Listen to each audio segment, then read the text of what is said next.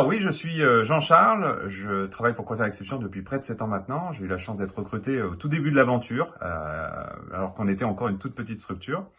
Et aujourd'hui, j'ai une double casquette chez Croisière Exception puisque je suis responsable opérationnel et j'ai la charge donc de m'assurer du bon déroulement des programmes à bord de nos croisières et de nos voyages.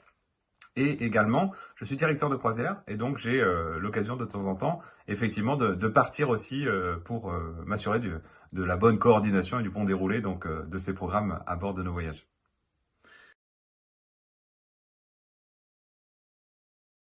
Excellente question. Moi, j'adore mon métier puisque c'est déjà extrêmement grisant de pouvoir voyager, découvrir de nouveaux territoires, de nouvelles cultures.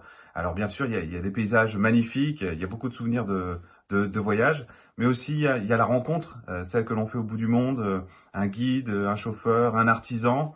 Et puis il y a aussi l'échange qui se crée au fur et à mesure du voyage, simplement avec les passagers, puisque ce sont des gens qui sont bien souvent, parfois certes retraités, mais aussi qui ont une carrière professionnelle aussi diverse et variée, et puis qui peuvent être des experts dans leur domaine.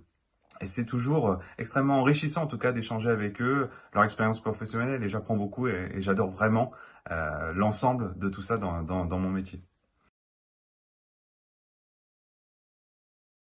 Ce que j'aime le moins dans mon métier, c'est peut-être d'être absent, puisque effectivement je suis pas souvent à la maison, comme on dit. Je suis loin de mes amis, je suis loin de ma famille, et peut-être ceux qui me manquent le plus, c'est ma femme et ma fille. Mais bon, il n'y a pas de métier parfait de temps en temps, c'est toujours un compromis, et puis on a le plaisir de se retrouver quand je rentre, et c'est toujours, en tout cas, extrêmement agréable et chaleureux lorsqu'on a la chance d'avoir comme ça des gens qui nous attendent à la maison et qu'on retrouve avec beaucoup de bonheur. J'ai la chance, j'ai la chance d'avoir peut-être beaucoup de souvenirs comme ça de but en blanc. Peut-être moi qui m'intéresse énormément à la vie de la marine et qui est vraiment un passionné de la mer. Peut-être la première fois que j'ai doublé le mythique Cap Horn.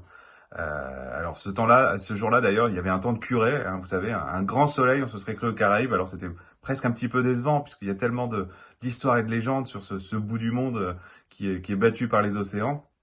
Et peut-être d'autres souvenirs. Moi, j'ai eu la chance d'aller en Antarctique. Et je me souviens d'ailleurs particulièrement de cette croisière, simplement parce que j'ai une petite fille était en train d'apprendre à marcher. Et lorsque j'ai rencontré mes premiers manchots avec leur démarche bien particulière, eh bien, ça me faisait un petit peu penser à elle. Et peut-être un dernier encore un souvenir polaire peut-être, mais aussi une belle rencontre.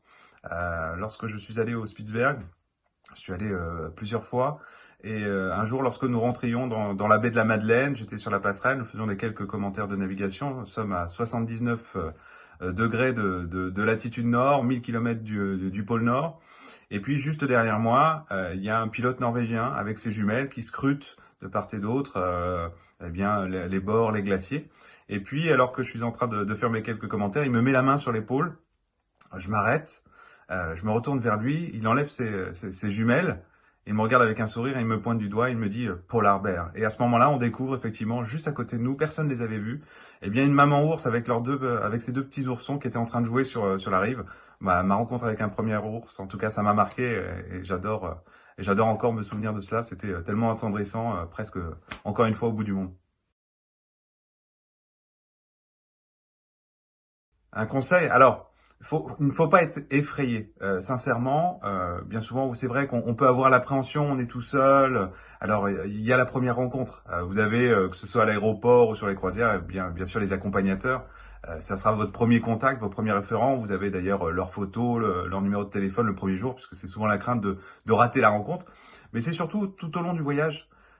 Sincèrement, dites-vous aussi que les gens qui sont avec vous, ces passagers qui ont choisi en fait de partir pour la même destination, avaient les mêmes envies et peut-être les mêmes atomes crochus. Et puis chez Voyage d'Exception, le fait que l'on ait aussi des cycles de conférences avec des experts dans la matière, et bien certains aussi s'intéressent à une thématique qui peut être la vôtre et ça permet tout d'abord très rapidement de lier contact.